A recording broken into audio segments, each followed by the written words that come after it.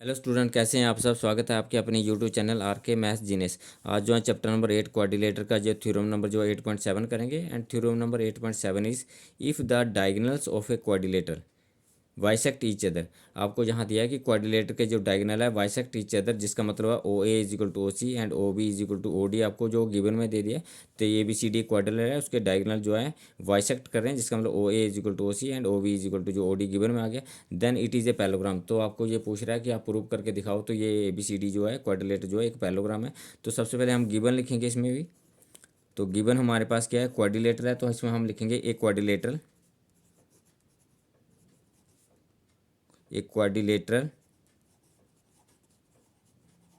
A B C D whose diagonal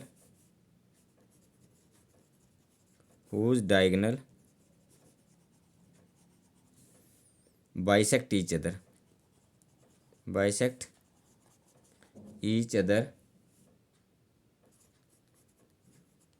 at point O।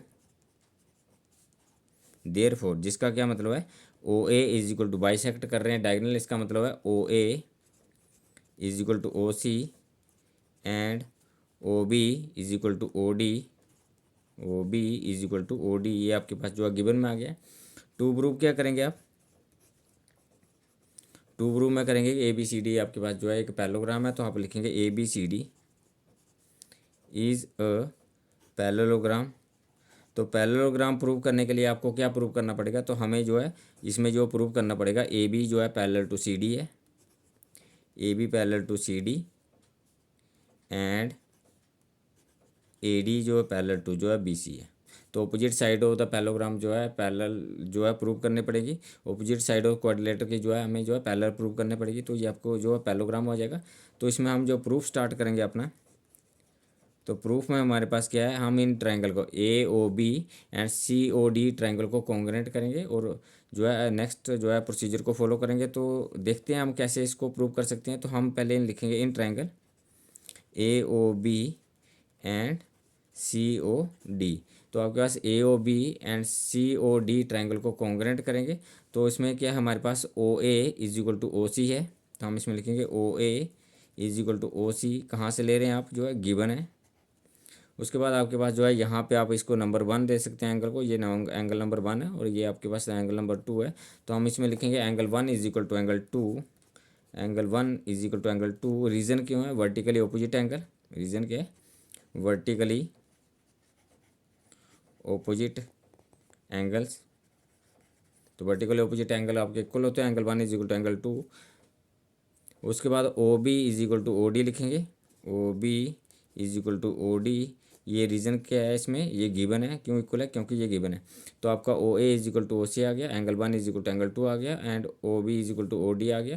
तो ये आपका गिवन है। तो देयरफॉर कौन सा जो है क्राइटेरिया यूज हुआ, एस ए एस। और इसमें भी कौन सा यूज हुआ, S A S. Therefore by S A S rule, therefore by S A S rule, S A S rule मतलब साइड रूल। तो ट्रायंगल जो है, triangle A O B is congruent है ट्रायंगल सी ओ डी। तो आपके पास जो है क्या आ गया, ए ओ बी ट्रायंगल जो है सी ओ डी ट्रायंगल के कॉन्ग्रेट हो गया। तो यहाँ पे आप नंबर करेंगे एंगल का, तो ये आपके एंगल नंबर जो 3 हो गया, जो आपके पास यहाँ पे एंगल नंबर जो है 4 आ गया। तो ये दोनों ट्रायंगल कॉन्ग्रेट हो गया। तो इसका मतलब है angle 3 is equal to angle 4 के इक्वल होगा, क्योंकि सी पी सी टी से होगा। तो angle 3 is equal to angle 4 लिखेंगे हम इसमें। तो एंगल 3 इज इक्वल टू जो है एंगल 4 के इक्वल हो गया। रीजन क्या है, सी पी सी टी से। तो सी पी सी टी से मतलब corresponding part of the congruent triangle are equal. तो एंगल जो है angle 3 is equal to angle 4 हो गया। तो angle 3 is equal to angle 4 हो गया। It implies A B parallel to C D हो गया। इट इम्प्लाइज, अगर एंगल 3 4 के इक्वल होता है तो it implies A B is parallel to जो है सी डी आ गया। रीजन क्या है, because alternate interior angles are equal. जब अल्टरनेट इंटीरियर एंगल इक्वल हो जाते हैं, तो लाइंस क्या होते हैं, तो angle 3 is equal to angle 4 जो है अल्टरनेट इंटीरियर एंगल है। Angle 3 is equal to angle 4 जो अल्टरनेट इंटीरियर एंगल है। और अल्टरनेट इंटीरियर एंगल आपके पास इक्वल आ गए, इसका मतलब ए बी जो है पैरेलल टू जो है सी डी हो गया। तो आपके पास जहाँ से ए बी जो है पैरेलल टू सी डी हो गया।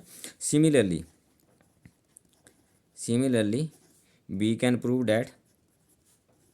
We can prove that,